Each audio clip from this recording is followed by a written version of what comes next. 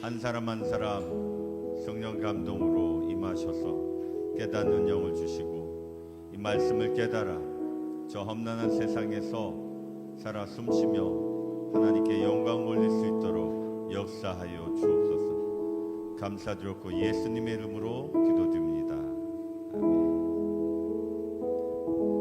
아멘. 할렐루야. 우리 다 같이 고백을 할까요? 나는 행복한 우리들은 행복한 사람들입니다. 네, 여러분 진심으로 환영하고요. 많이 힘들고 지치지요. 이제 날씨가 점점 더워져서 더욱더 그럴 텐데 그럼에도 이렇게 찾아와 주셔서 감사합니다. 오늘 은혜 받으실 말씀은 마태복음 6장 6절. 오늘 제목은 조용히 성공하는 사람들이라고 했습니다. 우리 다 같이 성경을 봉독하겠습니다. 너는 기도할 때에 내 골방에 들어가 문을 닫고 은밀한 중에 계신 내 아버지께 기도하라. 은밀한 중에 보시는 내 아버지께서 갚으시리라. 아멘. 오늘 여기에 키워드가 3개 있는데요. 하나는 골방이라는 거죠. 하나는 골방이고 또 하나는 은밀한 중에 계시는, 은밀한 중에 보시는 하나님. 이것이 오늘 키워드예요. 그러니까 골방이 뭔지, 왜 골방이 필요한지, 은밀한 중에 계신 하나님은 뭔지, 은밀한 중에 보시는 하나님은 뭔지 한번 살펴보겠습니다. 여러분은 이 세상에 태어나셨죠? 제가 인도에 있으면서 생각한 거, 와, 내가 만약에 인도에 태어났으면 인도 말을 했을 거고, 아프리카 태어났으면 아프리카 말을 했을 텐데, 어떻게 한국에 태어나서 한국말을 이렇게 하게 되었는가? 저 세상의 바깥에 나가면서 느낀 거는 한국처럼 살기 좋은 나라가 없다는 거예요. 먹을 것도 많고, 여기 노원역 이렇게 가기만 하면 길거리 음식 쫙 깔려 있잖아요. 얼마나 뭐 이거 지나가기가 너무너무 힘들어요. 그런 것이 값도 싸고 다른 데 비해서 음식도 깨끗하고 이런 것들을 여러분들이 만끽하는데 사실 많은 나라들은 그렇게 여유가 없습니다. 이 세상의 요구가 있고 예수님의 명령이 있어요. 2가지가 있는데 그 다음 슬라이드를 보여주시죠. 자, 세상의 요구는 뭘까? 자신을 드러내라는 거죠. 숨어 있지 말고 자신을 드러내라는 거예요. 그리고 성과를 자랑하라는 거예요. 가만히 있지 마라. 너의 성과를 마음껏 이 사람들에게 저 사람들에게 알리고 그래서 너가 어떠한 사람인지 알리라는 거죠. 그리고 너의 이름을 알려라. 그리고 화려한 무대에 서라. 그냥 있지 말고 보통 무대는 그냥 하지 말고 화려한 무대에 서라는 거죠. 그러나 예수님의 명령은 어떤 겁니까? 숨으라는 거야. 골방에 들어가라는 거고 문을 닫으라고 그랬고 은밀한 가운데 있으라는 거예요. 자, 이게 굉장히 이해하기 어렵지요. 하나님의 나라는 성이 성공한 것 만든 3가지 기둥이 있어요. 첫 번째가 뭐냐면 하나님의 임재예요. 하나님과의 만남에 엔카운터라고 그래요. 영어로는 엔카운터. 하나님을 대면하는 거죠.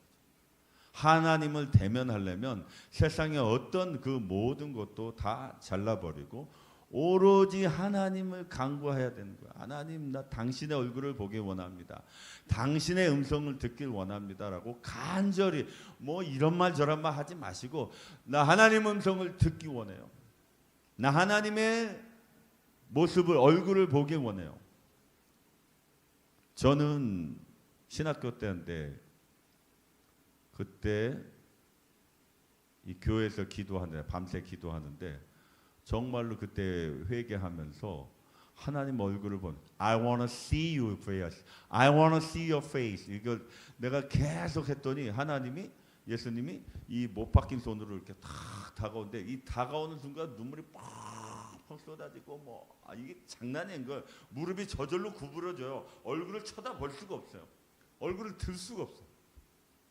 도대체가 너무너무 이게 어마어마하고 중한 느낌이 이렇게 탁 임재하니까 이게 감당이 안 되더라고요. 그러면서 방언이 터지는데 방언이 7방언이 터졌어요.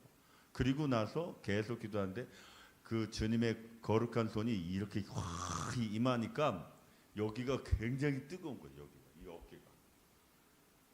성령을 받으면 가슴이 뜨거운 사람이 있고 이 어깨가 뜨거운 사람이 있고 온몸이 뜨거운 사람, 여러 가지 특징이 있대요. 저 같은 경우는 이 어깨가 굉장히 막 뜨거워. 그 의미를 해석을 해보니까 너에게 엄청난 책임을 맡기겠다고 하는데 그때는 잘 몰랐어요. 왜 그랬는지. 나중에서 알겠지만. 또 조용히 성공을 만드는 다른 한 가지 기도는요. 하나님의 감찰이에요. 하나님이 보시고 있다는 것을 여러분이 깨닫는 순간 여러분들은 여러분의 성공을 향해서 조용히 가고 있는 거예요. 왜 그렇죠? 그분이 보고 계시니까. 지켜 보호하시잖아요. 이렇게 같이 가면서 절대로 좌로나 우로나 갈 수가 없어요. 오로지 그 목표를 향한 하나님의 뜻대로 하나님의 목적대로 방향대로 그대로 가는 거예요. 세 번째는 하나님의 보상의 때가 있는데요. 하나님이 때가 되면 갚아주시는데 흘러 넘치도록 차고 넘치도록 갚아주세요. 여러분의 시간을 하나님께 드렸거나 여러분의 물질을 하나님께 드렸거나 여러분의 재능을 하나님께 드렸거나 여러분의 모든 계획들을 다 내려놓고 하나님 뜻대로 사용하여 주옵소서. 내 마음대로 아니라 아버지 뜻대로 하여 주옵소서 하고 하나님께 드리잖아요. 그러면 하나님의 때에 어마어마한 보상이 있어요. 저 같은 경우는 만약에 한국에 있었으면 국가대표 코치가 감독이 되지 않았겠죠. 그런데 하나님의 때가 되니까 그런 상태를 만들어 주셨고 상상할 수 없는 대접들을 받았어요. 이 모든 것들이 아무도 모르게 저 사람이 저렇게 될 거라고는 누구도 상상하지 못했습니다. 자, 골방이 없는 사람은요 무대에 설 수 없어요. 하나님 나라의 무대에 하나님이 준비하신 그 큰 무대를 설 수가 없습니다. 왜 그렇죠? 야곱은 화려한 성전이 아닌 이 아무도 없는 광야에서 하나님을 만났어요. 창세기 28장 16절에 나오죠. 엘리야는 어떠죠? 이런 거대한 지진이나 불이 아니라 세밀한 음성 속에서 하나님을 만났다는 거죠. 다윗은 어땠어요? 왕궁에서 하나님 만나지 않았어요. 어디서 만났어요? 아무도 없는 들판에서. 아무도 없는 들판에서. 그게 뭐예요? 은밀한 중에 보시는, 은밀한 중에 계시는 그 하나님을 만났다는 거죠. 여러분이 광야에서 만날 수도 있고 여러분이 어디에 있든지 혼자라고 느꼈을 때 아무도 없다. 내게는 누구도 내 편이 없다라고 생각했을 때 그때 찾으시면 하나님께서 만나 주십니다. 사람은 외모를 보거니와 여호와는 중심을 본다고 그랬어요. 사무엘 3장 16장 7절인데요.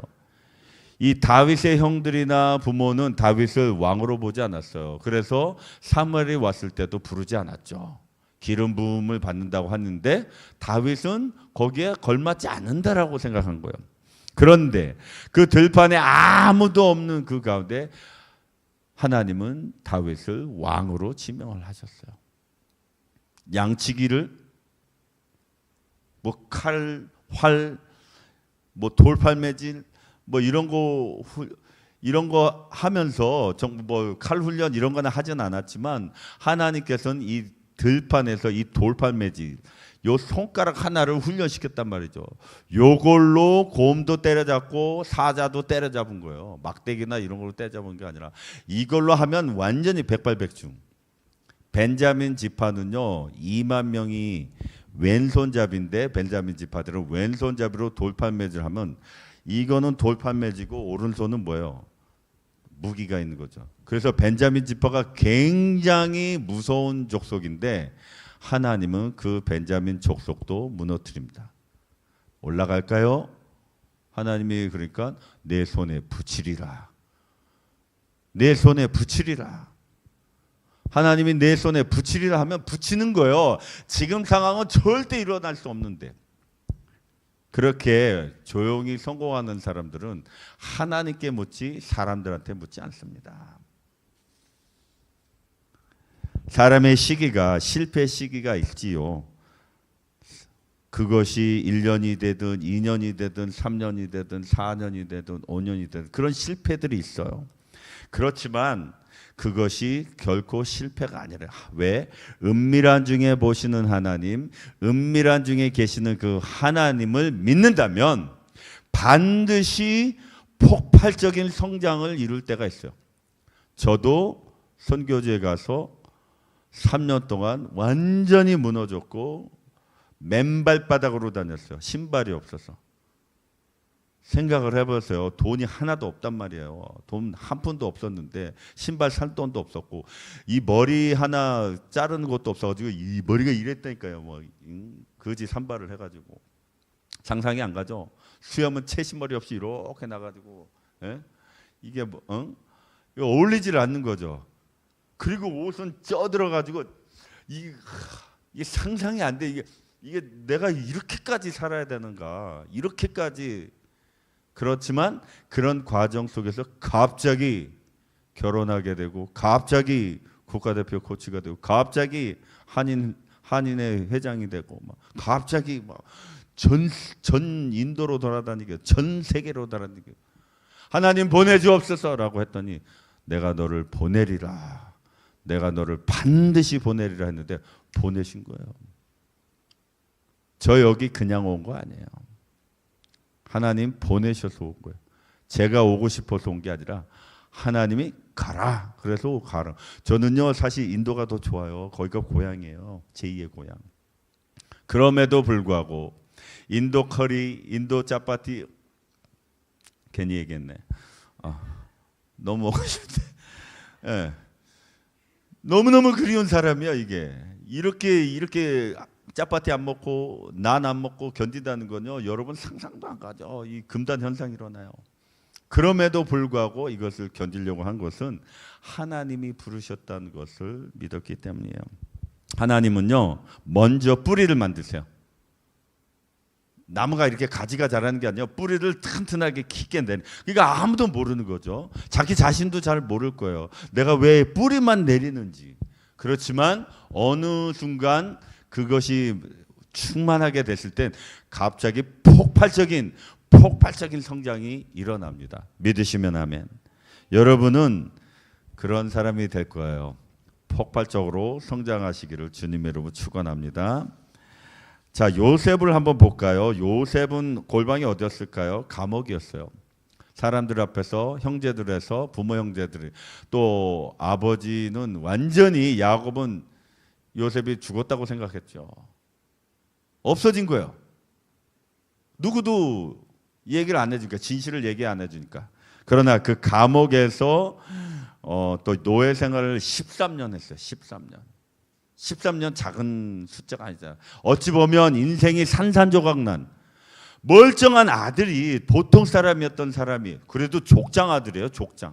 족장 아들이 갑자기 노예가 되고 갑자기 누명을 씌우고 언제 죽을지 모르는 그런 위험한 상황이었지만 이 요셉은 그것을 철저히 기도하면서 나갔을 때 갑자기 애굽의 총리가 됐어요. 갑자기 뭐 미리 나라에서 요셉을 갖다가 애굽 총리로 만듭시다. 뭐 여론이 조성된 게 아니고 갑자기 또 누가 있을까요? 모세 40년 있었어요. 40년 있어 완전히 사람 죽이고 도망가서 광야에서 40년 살았잖아요. 40세 도망가서 80세가 됐어요. 이제 인생은 더 이상 희망이 없어 보이는 그런 가운데 갑자기 민족을 이끄는 250만 명을 이끄는 민족의 지도자가 되어 80세에 다윗은 어떤가요? 기름 부음을 받았는데 도망자가 됐어요. 4천 명이나 되는 그 기마병들이 다닥다닥다닥다닥다닥 이렇게 하면서 이게 4, 5km 밖에서도 들릴 정도예요. 그게 말바꿈 소리가 어느 정도 이게 뚜그러면 그 물 한 잔이 이게 흔들릴 정도로 그 정도로 울린단 말이에요. 그런데 그런 도망자가 갑자기 왕이 됐어요. 이런 모든 과정은 뭘 거쳤다? 골방을 거쳤다는 거죠. 누구를 통해서? 은밀한 중에 계신 하나님, 은밀한 중에 보시는 하나님 때문이죠. 그러므로 베드로전서 5장 6절에 보니까 하나님의 능하신 손 아래서 겸손하라는 거죠. 지금 겸손해. 숨으라, 드러내지 마라, 내 이름을 드러내지 말고. 화려한 무대 그거 아무것도 아니다. 내 이름을 높이려고 그러지 마라. 아까 처음에 그랬죠? 어떤 세상 사람들은 뭐라고 그래요? 자꾸 자기 이름을 높이고 자기 성적, 능력을 또한 성과를 드러내라고 하잖아요. 근데 하나님은 그러지 마라. 문을 닫아라. 골방에 들어가라. 은밀하라. 오른손 하는 일을 왼손 모르게 드러낼 필요 없다. 내가 너를 드러내리라. 때가 되면 내가 너를 높이리라 그러셨죠. 때가 되면 높이리라. 반드시 할렐루야. 여러분이 믿을 수 있기를 주님으로 축원합니다. 시편 75편 6절에서 7절 보니까 무릇 높이는 일에 동에서나 서에서 말미암지 않고 오직 하나님께로 말미암았느니라. 동쪽에 있는 위대한 사람으로부터 서쪽에 있는 위대한 왕국으로부터 너가 높아지는 게 아니라 저 위에 계신 하나님으로부터 너희가 때가 되면 내가 높이려라는 거예요. 그러면 여러분과 저는 뭘 해야 돼요? 골방에 들어가서 은밀한 중에 계시는, 은밀한 중에 보시는 그 야훼 하나님을 하나님 아버지께 기도하는 거예요. 기도하면 되는 거죠. 다른 어떤 것도 할 필요가 없어요. 오직 기도. 문제가 생겼어요? 그냥 골방으로 가죠. 저 사람이 나를 힘들게 해요? 골방으로 들어가세요. 상환경이 나를 힘들게 해요? 골방으로 들어가세요. 사업에 실패했어요? 골방으로 들어가세요. 앞날이 안 보이나요? 골방으로 들어가세요. 사람한테 이래라 저래라 어떻게 이거 하지 마세요. 절대로 그 사람들이 구원해 줄 수 없습니다. 40년 동안 안내 주차를 했던 어느 집사님이 계셨는데 이분은 무슨 설교를 잘하시는 것도 아니고 찬양을 잘하는 것도 아니고 아무것도 아니었어요. 그런데 어느 청년이 지나가는데 딱 손을 잡고 하나님이 당신을 사랑합니다 라고 한 거죠. 한참 지나서 어떤 사람이 왔어요. 집사님, 제가 무슨 설교 말씀을 듣고 또 예배 가운데서 변화받은 게 아니라 집사님께서 따뜻하게 손잡아주고 하나님이 당신을 사랑한다 이 말에 제가 선교사가 됐습니다. 저도 선교사가 됐는데요. 뭐 때문에? 주일학교 때 선생님이 과자를 저한테 주셨는데 제가 하나 꼽을 쳐두고 또 달랬는데 애들이 별로 없는데 또 달라고 그랬는데 선생님이 환하게 웃으면서 그래 가져가. 그래서 그 신나게 그냥 과자 2봉지 들고 신나게 니나 하고 내 동생한테 줘야지 하고 이러고 갔던 기억이 있어요. 아직도 기억이 있어요. 그분 때문에 교회에 제가 엄청난 좋은 이미지를 갖게 됐고 그리고 선교사가 됐습니다. 여러분 선교사가 되는 건 위대한 말씀 뭐 중요하겠지만 친절해요. 사랑이에요. 그 조그만 사랑이 다른 사람을 살릴 수 있습니다. 하나님 나라의 위대한 일은 강단에서만 일어나는 것이 아니에요. 절대로 여러분 삶 속에서 사람들은 집중합니다. 결과에 집중합니다. 열매에 집중합니다. 무대에 집중합니다. 사람에게 집중해요. 그러나 하나님은 과정을 집중하시고 여러분의 믿음의 뿌리를 집중하시고 여러분의 골방이 얼마나 자주 있는가 그것을 집중하십니다. 세상의 기준을 버리시고 하나님의 시선이 머무는 곳을 가십시오. 골방으로 가십시오. 들판으로 가십시오. 광야로 가십시오. 하나님과 1대1로 마주치십시오. 어느 누구도 마주치지 마시고 하나님은 오늘도 찾고 계신 조용히 성공하고 있는 사람을 찾아요. 첫 번째 뭡니까? 골방에서 기도하는 사람입니다. 아무도 보지 않지만 하나님과 은밀한 만남을 통해서 이것이 가장 최우선으로 삼는 사람, 그 사람들을 찾고 계시고, 아무도 알아주지 않아도 충성하는 사람들을 하나님을 찾고 계십니다.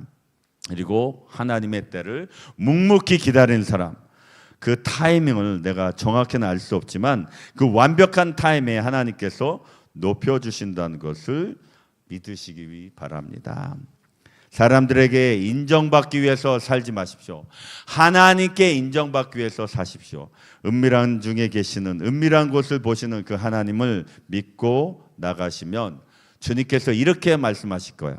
잘하였도다 착하고 충성된 종아. 하나님 아버지 감사합니다. 이 시간에 우리가 마음을 모아서 기도합니다.